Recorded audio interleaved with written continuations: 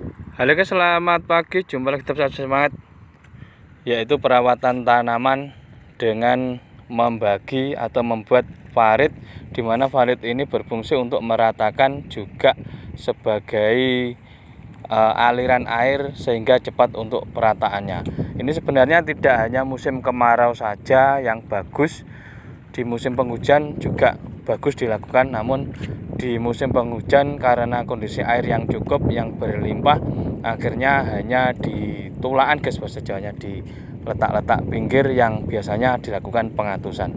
Namun di musim kemarau seperti ini dikondisikan bagaimana caranya air ini bisa menggenang awet saat sudah ada airnya, dan belum ada airnya gimana caranya biar cepat merata ke semua lahan, biar tanaman dapat minum, dapat air ke sebagian pinggir, tengah, bahkan menyeluruh lahan. Nampak seperti ini yang sudah dilakukan pembuatan larikan yang menggunakan cangkul, namun kiri kanannya tetap tidak merusak tanaman karena sudah ada tanamannya, perlu kehati-hatian. Nampak seperti ini yang sudah. Ini kita bergeser ke sebelah kiri. Ini dari ujung sana berumur kurang lebih sekitar 6 hari 7 hari ke 1 minggu lah. Ini nampak seperti ini sudah ngelilir, bahasa Jawanya, namun juga ngelilir di rumput-rumputnya. Maka dari itu kendalikan, mumpung masih dini rumput-rumputnya, mumpung masih kecil, kita semprot. Ini sudah 2 kali aplikasi. Nampak di tengah-tengahnya terlihat rumput-rumputnya puter guys, bahasa Jawanya, keriting, yang dirasa memang efek dari herbisida yang kita lakukan. Ini nampak ujung, dari ujung sini sampai ujung sana adalah larikan tengah. Ini kita ambil as tengah, biar nanti masuk ke dalam sini air langsung membagi ke kiri kanan. Kebetulan di bawah pematang ini, bawahnya sudah kita buat larikan, artinya masuk ke dalam lahan nanti sudah menyebar di larikan-larikan setiap petak-petaknya. Nampak seperti ini. Kita bergeser ke bawah melihat teknis aplikasi pembuatannya, yang dimana ini disarankan yaitu setelah tanam. Kelebihan setelah tanam ini membuat tanah menjadi punel, menjadi kental guys, tidak dicangkul, tidak lumer, tidak leder, tidak becek karena terlalu encer antara air dan tanahnya, sehingga tidak bisa dikondisikan. Selain itu, bila dicangkul sebelum tanam akan berimbas batang-batang padi akan muncul ke permukaan sehingga tidak rapi, tidak begitu datar, gerowang-gerowang. Maka dari itu kita sarankan setelah ditanami, ini yang kita servis kemarin, ini sudah jadi. Nampak di pinggirnya ada larikan kalen, bahasa Jawanya, nanti akan mempercepat perataan di semua lahan. Ini yang barusan proses memakai cangkul. Kita bergeser ke sebelah kiri. Ini di cekungan-cekungannya ada air, artinya di aliran dalam pasti ada air, sehingga nanti sebagai indikator bahwa di larian ini ada air, berarti di dalamnya air masih menjangkau untuk pertumbuhan tanamannya. Nampak terlihat dicangkul begitu mudah, namun perlu kehati-hatian untuk meletakkan tanahnya biar kiri kanannya tidak teruruk guys, bahasa Jawanya, untuk padi yang sudah hidup. Ini memudahkan pencangkulan karena ini di legowo yang besar, kurang lebih sekitar 40 cm, kurang lebih 45, artinya di larian yang paling lebar, sehingga nanti air mudah meresap, air mudah menjalar, mengalir untuk ke semua lahan. Nampak seperti ini. Ini terlihat ada beberapa rumput seperti ini. Ini adalah rumput yang kemarin kita kendalikan, ini nampak juga tidak subur pertumbuhannya, mengkeret guys bahasa Jawanya.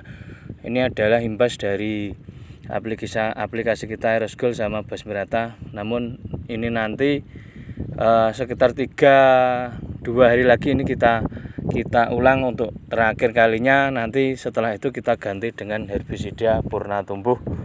Kita coba untuk Noplek dan Nomin, mungkin nanti guys kita kondisikan untuk anggaran yang ada dan kondisi rumput yang tidak besar, masih kecil, nanti kita pakai yang kelas bawah. Intinya tergantung kondisi rumput. Jika besar nanti kita pakai Noplek, artinya meskipun seperti ini kita Noplek juga bisa. Yang penting golongan purna tumbuh apapun mereknya menghendaki tumbuh dulu baru kita kendalikan. Ini nampak seperti ini. Ini nanti kita buat larian sampai ujung sana guys, ini karena ibaratnya kalah di tenaga solokan tapi menang di pengairannya, karena air ini nanti sangat dibutuhkan dalam jangka waktu 1 bulan ke depan. Ini nanti saat musim penghujan juga mudah untuk pengatusannya, pengeringannya, artinya masuk mudah, keluar juga mudah. Kurang lebih gitu guys untuk review hari ini. Ini kita lihat ada merah-merah, yaitu telur keong. Sebenarnya keong kalau sudah dewasa seperti ini tidak begitu mengganggu. Yang dikhawatirkan adalah saat setelah tanam kondisi air menggenang, pasti dia memakan padi karena dirasa makanan yang utamanya sudah terbenam oleh traktor sehingga tidak ada makanan, yang ada adalah daun padi sehingga dimakan sampai habis. Maka dari itu jika tidak mengganggu seperti ini, jangan dimatikan dan dikendalikan. Saat tanam aja yang mengganggu kita kendalikan. Ini terlihat dari dekat yang kita memakai cangkul. Ini adalah perlu kewaspadaan dan kehati-hatian. Sebenarnya kedalaman satu cangkul kurang lebih sekitar maksimal 30 cm, antara 20 sampai 30 cm. Ini sudah terlihat dalam, air sudah jalan dan membutuhkan kesabaran. Nampak tanahnya sudah kental guys, punel. Nampak seperti ini. Ini adalah pembuatan parit yang dimana pada musim-musim penghujan jarang sekali dilakukan, hanya musim kemarau seperti ini yang dirasa mempercepat pengairan, mempermudah pengairan, juga meratakan air, dimana air biasanya dijatah beberapa jam harus rata untuk luasan tertentu. Apalagi tidak didukung dengan irigasi yang sudah mengering, waduk-waduk sudah mengering.